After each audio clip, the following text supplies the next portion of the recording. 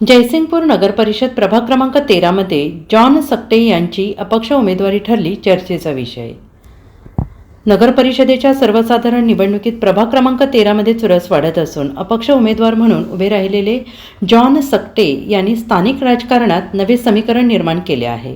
शिरोळ तालुका मागासवर्गीय संघर्ष समितीचे अध्यक्ष दिवंगत लक्ष्मण सकटे यांचे पुत्र असलेल्या जॉन यांना प्रभागातून मोठा प्रतिसाद मिळत असल्याचे चित्र आहे। क्रांती चौकात बाबासाहेब आंबेडकर यांच्या जयंतीचा भव्य कार्यक्रम सुरू ठेवत त्यांनी वडिलांची परंपरा कायम ठेवली आहे।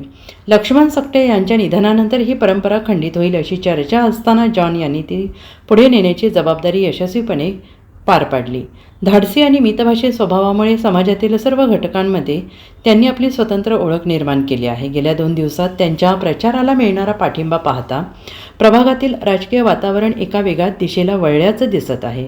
जॉन सकटे हे व्यक्तिगत स्वार्थासाठी नव्हे तर प्रभागातील रस्ते, पाणीपुरवठा, स्वच्छता, महिला बचत गट आणि मूलभूत नागरी सुविधांच्या प्रश्नांसाठी राजकारणात उतरलो असल्याचं मतदारांशी संवादात सांगत आहेत। घराघरात जाऊन समस्यांची माहिती घेत ते सक्षम नेतृत्वाची छाप पाडत आहेत।